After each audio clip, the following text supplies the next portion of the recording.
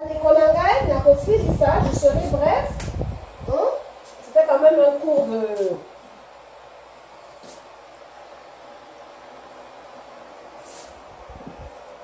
Merci Bandeko. Oui, ça va, pardon. Alors, Bandeko Nanga na kosi ça, deuxième message. Il faut tokende la ba penser na biso. On va lui penser na yo, makanisi na yo. Hein? Ba penser na yo, c'est ça qui fait qui tu es. Makanisi na yo, makanisi ngalo bakalingala na komakalingala, tout ça autodidacte. Na miyekola na milakisanga moko. Nos pensées, Bandeko Nangai. Ici là, ce qui se passe ici, Kengelango, ils sanoté. C'est ici qui compte. Makamoyo kanisaka wa. Tika ko kanisake Congolais aza ennemi na Congolais aza ennemi na te Congolais aza ndeko na to za bandeko biso nyoso. Ozala moto ya ozala munu ozala lokelo to za bandeko na ngina nga ko yeba te sokolo bakabingala to za bandeko. N'est-ce pas? To za bandeko to za famille. Alors, Mondela Kabola Biso, mais en vérité, tout ça va déco. Donc, tout ça pour dire, faites attention à vos pensées. Vous connaissez que escroc et congolais, zaïrois, motonio son amokila koko escroqué yo. N'est-ce pas? Pourquoi c'est important de faire attention à ses pensées? Parce que nos pensées là, ma pensée na biso au moment la kaisa et l'autre côté. Pensée na biso et comme ma parole. Moment ni ma pensée. Yango ne okanisi, yango ne ekomi ba parole, ekoma maloba na bino, ba parole, n'est-ce pas? L'ennemi du Congolais c'est le Congolais, eza makanisi non, mais tango toloba kango, ekomi maloba non, maloba, ekoma kanini, ekoma ba action. Fais attention à tes pensées, parce que tes pensées deviendront des actions. Alors, Congolais, aza ennemi à Congolais, à Congolais. Donc, aux okanisaboué. Bah, action na yo. Tu penses que, si tu penses que quelqu'un est ton ennemi, tu vas avoir des okozana ba action ya kitoko par rapport na non okozana ba action na B. Action na yo soko kebite. Action et koko mani. Action na yo ezo koma tes actions vont devenir tes habitudes. Hein? Oyoka, Congolais ceux qui ka okutani na ye, aoloba na nini? Oh non, ngana saka vraiment na milieu ba Congolais te. Congolais moko te azaka na milieu ba Congolais. Finalement milieu na biso ezani, ya mindele ya ba chinois ya ba arabe. Est-ce okutani ka na Congolais? Oh yebi nga vraiment milieu ba Congolais, na zaka vraiment na milieu ba Congolais te. Ngana nini? Fier? Boloba kango po nini? Fier et hein? Et nous nini? Parce que Congolais a ma bé. Pas Congolais non. Oh, on a la vraiment milliard. On a la baninga Congo. On a sur la vraiment la Congolais te.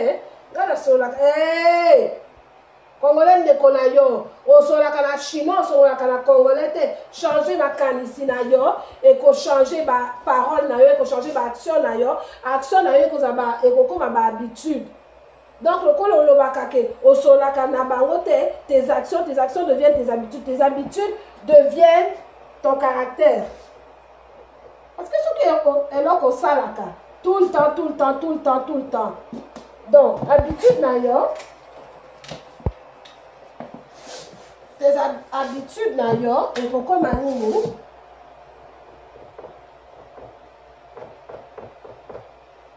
Et comme nini?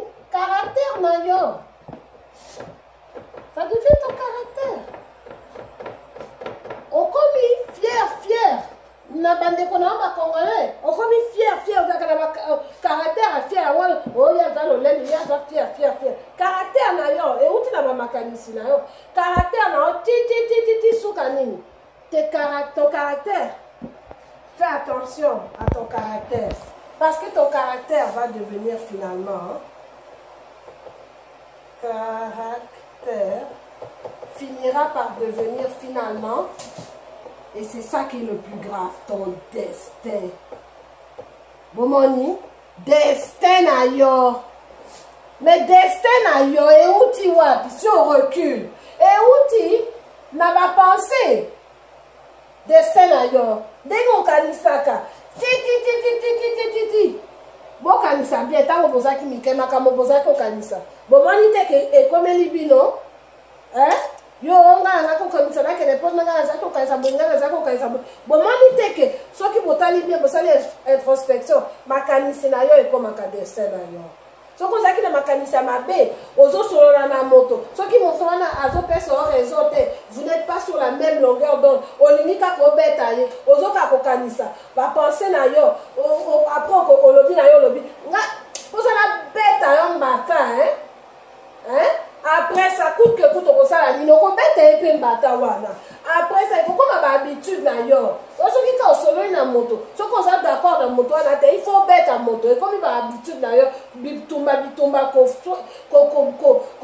kobunda ale kobunda wana eza na habitude na yo ekomi caractère na yo bato ye abundaka na ye ka ye caractère aza caractère ya mabe azaka kandakanda abundaka ti sukasuka okota boloko ou oboma yo ou bien eloko ekokomela yo destin na yo tout ça euta wapi euta du fait que tes pensées tu as des mauvaises pensées mais si tu as des bonnes pensées tu dis oh moto oyo vraiment nayokela ye ata mawa yebi na ye te makambo azosala oyokeli moto mawa ozoloba non yebi ndeko likambo eza te biso nyonso tosalaka erreur likambo eza te olobi parole ya kitoko esali nini esali koza na baaction ya kitoko soko ndeko na ngai kosilika te tobomaka moto donne-moi la main on fait la paix parce que depuis tu avais des bonnes pensées opesi liboko mon frère tozaka bandeko on fait la paix totika boye vous faites la paix omoni te ke okomi na habitude de faire la paix alors bato bakolobaka lui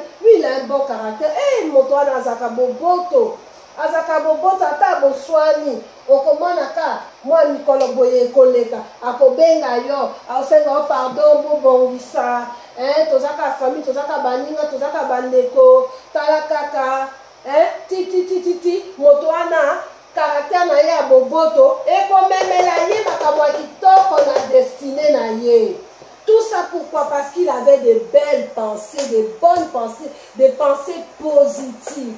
Et ça, ce sera d'autres cours que nous avons fait ça. Nous avons comprendre que nous sommes débutants, nous sommes professionnels, mais nous avons partager à travers le monde. Donc, il y a un partager les bino, makamoyo. En conclusion, simplement faire attention à nos pensées deviennent nos paroles deviennent nos actions deviennent nos habitudes nabiso koko ma caractère nabiso koko ma destin nabiso tomeka kozala na destin ya kitoko tomeka kose yokana tozala na destin ya kitoko po tombola Congo tozala uni bandeko na ngai tozala uni et puis bopesangaka une minute yangwana bandeko na ngai nalakisi bino la pyramide de Maslow. Pourquoi? Par la pyramide de Maslow okoyeba ke oza na se okomatati na likolo to comprendre que na likolo on s'accomplit, to comprendre makanisi ya mabe otozakanango en bas de la pyramide makanisi wana ekokolanda biso ti likolo ya pyramide te, on ne va pas s'accomplir. Et avec cette pyramide là bon comprendre ba action ya baninga et bon comprendre que makanisi moto ya za likolo ya pyramide azala makanisi ya mabe te pona baninga na ye.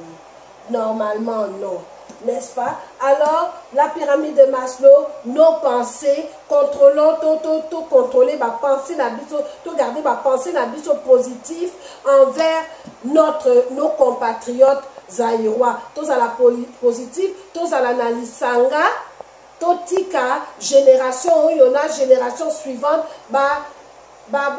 soit exemple, d'accord? Alors c'est sur ça que natiki bino bandeko nangai natiki bino sur ça l'unisson et puis tous à l'ensemble soyons unis. À la prochaine, merci.